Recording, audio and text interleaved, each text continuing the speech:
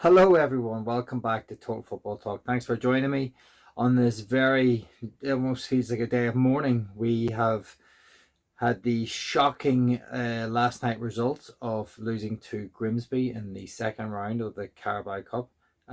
It's absolutely devastating. There's plenty we can take away from this game, but all negatives. I don't think there's very silver linings are really difficult to come by from this particular game. I will go through the game. I'll give you my thoughts on that, and then we'll do another show where we will do the sort of the latest news and stuff. But we had a match where I thought we'd actually go out and score some goals and potentially just get our first win under the belt. Unfortunately, we actually had a game where we didn't turn up again. Whose fault is this on? For me, the manager has to take responsibility from putting Andre Onana in net. He's conceded two horrific goals, and he couldn't save a penalty to save his life. He made one very good penalty save. He hit four other shots. I think they were hit at him, and they went through his wrists. Biscuits for wrists. Call them what you want. Absolutely bloody awful. I was so angry last night. Calm down. I just realised that there's no point in being angry anymore. This club is in turmoil from top to bottom. We're still struggling with the basics on a football field, outrunning a team, outplaying a team.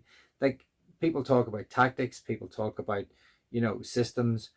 I almost feel like we should have been able to put the under 21 team out there and they should have been able to beat or at least put up a better fight than we did against Grimsby. We had to go 2-0 down, and it should have been 3-0 in fairness. The actual goal, the third goal that they scored, was probably legit. The linesman got it wrong, flagged, and allowed us the opportunity to stay in the game. And, otherwise, I mean, maybe you could say VAR would have ruled out their second goal, but for me, that's not even on that. It's Onana's got to be able to come and punch it. It is absolutely just a bunch of players overpaid, over over over talked, over hyped, over call them what you want. They just cannot deliver and perform on any level at the minute. We had the encouragement of the Arsenal game, and I think that's what it was, the encouragement in defeat. Then we had the sort of first 10, 15 minutes against Fulham where we actually looked like a good team, and then we just absolutely, it's painstaking. It's absolutely painstaking that this club and these players are putting the fans, us, through this week in, week out, where we have to just take barrage of abuse after abuse from the media, etc. And they have no inability to turn this around. It is absolutely horrific. And I just, it didn't matter. These players system, as I said already, should be able to go out there, should be able to find some form, should be able to use their qualities, which on paper should be better than any League Two side out there. League Two, let's get this right. Fair play to Grimsby, they played some good football. They weren't playing. I don't think they played amazing football. I think they played well. They did what they had to do. They took their chances when they came along, and they scored. They got the 2-0 lead. And when it went to penalties, you just felt like Onana couldn't save a bloody penalty to save his life. And you always felt that we were the team that were going to suffer. And, ultimately that is what happened. And yeah, it's devastating. I am lost for words in terms of where I think this club is going to go now. Will Ruben Amorim walk? I don't know. Will he stay? If he does stay, how does he turn this around? Because he's somehow got to lift these players for a match against Burnley now, which is going to be another just match set in hell. Because we're at home, and the fans will be behind them for a certain period of time. But if we don't score, we don't get on top, or we don't start playing some decent football, the fans will start to turn, and we know the knives will be out from the media, and it's going to be another bloodbath. And can Ruben Amorim survive another bloodbath? I don't actually know. Um, yeah, I just we're just suffering. And if you want to suffer and get any of the comments in below, please do so. Let me know what you think. Maybe I'm wrong. Maybe we do need to go to a 4-3-3. Maybe Rudiger does need to change it.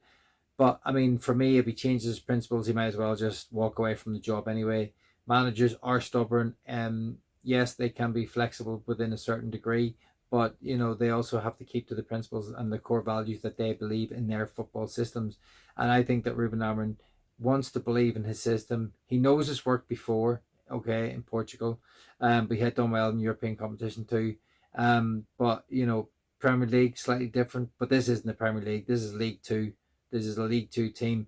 A sporting manager of his caliber should be able to beat a League Two team. It just should be a, these players should be able to go out there and put on a performance and just get the job done.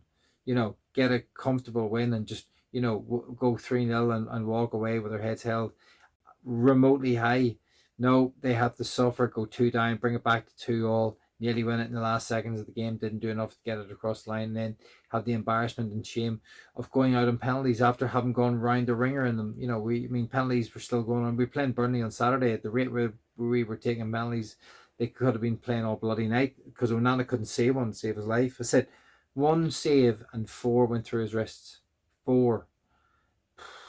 Yeah. Dejected, lost, have no idea what direction we're going in. Can Ruben turn this around? I'm not Ruben in, I'm not Ruben out.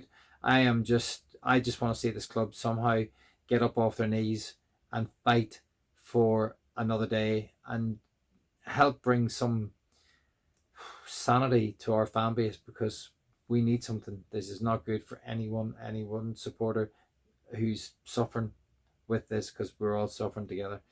Okay, that was my reaction. I'll do a little reaction to Ruben and other stuff, news that's currently coming out at the minute as well. Okay, see you on the next one.